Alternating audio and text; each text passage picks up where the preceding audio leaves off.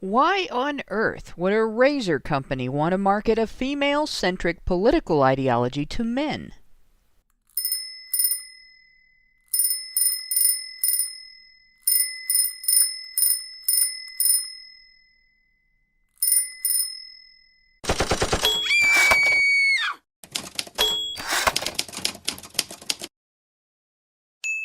HBR Talk with Hannah Wallen. Feminists would like you to believe that they're all strong, independent women who don't need men. Gloria Steinem famously summed up the public face of that attitude by saying, "A woman without a man is like a fish without a bicycle." The message is clear. Men shouldn't expect any gratitude or civility from feminists because feminists consider them to be extraneous, maybe redundant. And that is why feminists spend so much time telling non-feminist women all of the things they think we wouldn't have if they hadn't fought for them. They demonize men as oppressors by attributing everything objectionable in society to patriarchy, the feminist word for a system wherein positions of administrative responsibility are filled mostly or entirely by men. They describe this system as one in which men have power and women are largely excluded from it. We're told that before feminism, women had no power because women couldn't vote, couldn't hold political office, and couldn't have control of business enterprises or finances, including their own. None of that is true, but let's entertain those claims for a moment. In a system in which, through placement in positions of administrative responsibility, men have power, and through absence from those positions, women are largely excluded from it, how could women's political agitation be responsible for any change in women's situation? Who did the movement turn to in order to achieve the social evolution for which feminists take credit? Why, that would be the so-called patriarchy, dear.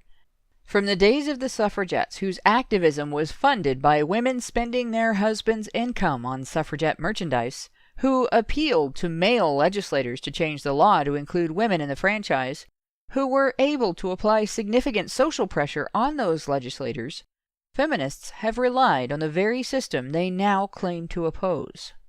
Even before women had the vote, they were appealing to that so-called patriarchy for social and legal changes.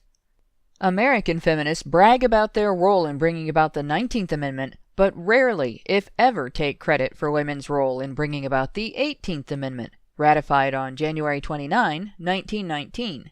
This ushered in the era of alcohol prohibition, during which the manufacture, transportation, and sale of intoxicating liquors, previously a norm in American life, was illegal. Even before that, women's activism produced effective results with the so-called patriarchy. Dorothea Dix began campaigning for prison and mental hospital reform in 1841. Her activism changed the manner in which mentally ill women were housed, led to improved conditions in mental hospitals, and brought women into the role of medical service in the military during the Civil War. She never got involved with the feminist movement, but her activism was mainly on behalf of women, and modern feminists cite her as an example of an early feminist activist. The tender years doctrine, the standard by which custody assignment in divorce cases is informed in legal systems that are based on English common law, came about as a result of the activism of UK feminist Carolyn Norton.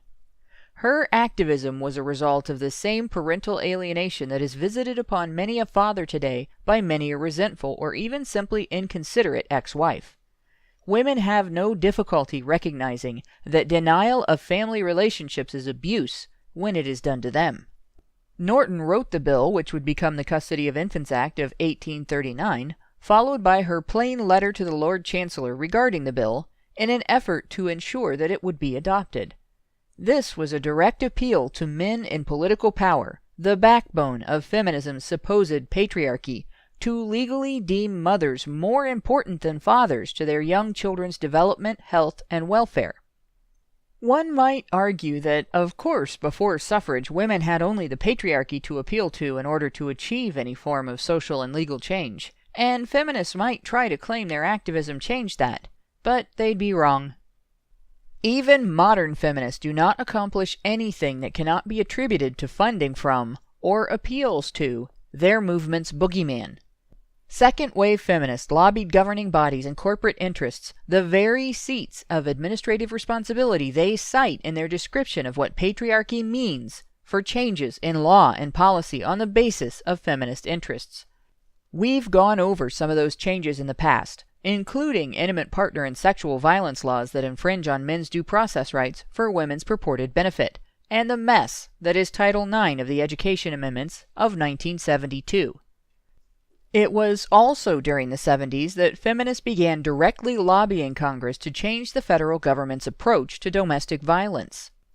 During hearings before the House Subcommittee on Select Education, representatives from numerous women's organizations gave testimony promoting feminist theories on prevalence and gender dynamics of family violence, striving to convince legislators to gender the law. At first, it didn't work, resulting eventually in the Gender-Neutral Family Violence Prevention and Services Act of 1984. But continued agitation by feminists convinced Congress in the 90s to make more changes, resulting in the Violence Against Women Act of 1994. Last week, we went over the feminist advocacy research scam in which these ideologues use a house of cards system to disguise propaganda drawn from academic fraud and deliberately biased research as factual information on which legislative and policy standards should be based. The question is, how have they been able to achieve that scam when academic endeavors require funding? How did feminism even get a foothold in academia, another aspect of the system they call patriarchy? Why, patriarchal money, of course. Ever wonder where women's studies as an academic area originated? So did Capital Research Center's Kimberly Schold, and she tracked that information down. In an article published in Front Page magazine, she wrote, Women's Studies professor and feminist author Susan M. Hartman credits the Ford Foundation with being a substantive force that created the feminist movement.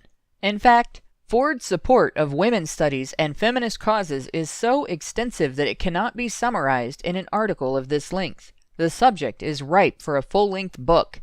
It is safe to say that without the Ford Foundation, feminism would not have been successful in gaining such a strong foothold in academia, and by extension, politics.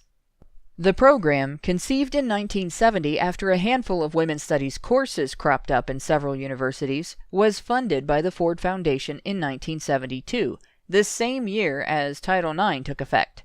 That $1 million national fellowship program for faculty and doctoral dissertation research on the role of women in society and women's studies broadly construed helped significantly to promote the area of study.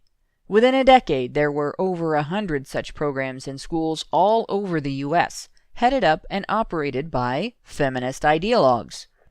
Today, it's unusual for a university to not have such a department, now referred to as interdisciplinary studies.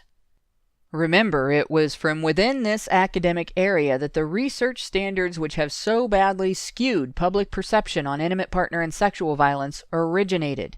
Mary P. Koss, the creator of the survey method most researchers use to measure the scope and prevalence of these types of violence, was a women's studies professor at Kent State University in the 80s when she came up with that method.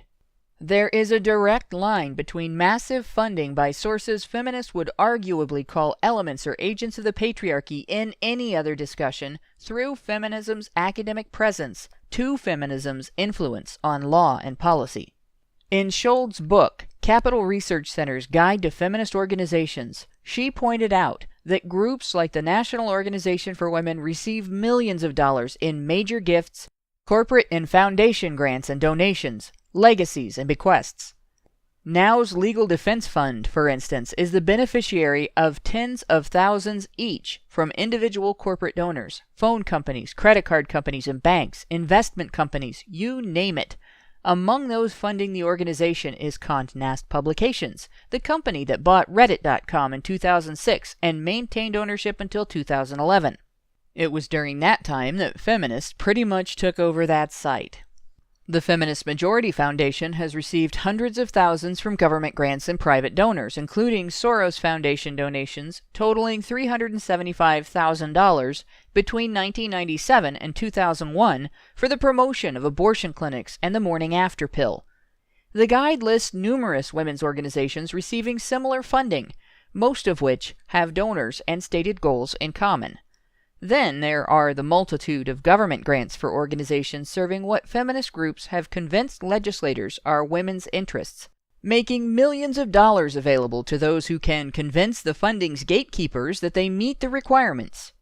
Among the laws creating such funding is the Violence Against Women Act, which created formula grants that pay for a variety of services, including representatives to accompany women who have made domestic violence allegations when they go to court. Between the hundreds of programs in existence, if you want to work for a feminist cause or to use the label research to camouflage the creation of feminist propaganda, there are millions of dollars in funding to be pulled from Uncle Sam's deep pockets. And where does Uncle Sam get his money? Mostly men, actually. Men pay 200% of the taxes that women initially pay, and in most age groups, women get back more from the government than they have paid in, meaning that the vast majority of net tax collection comes from men. Men fund the government. Women, especially feminist women, benefit from it. A federal budget that runs in the trillions of dollars. Ladies, that's an awfully expensive bicycle.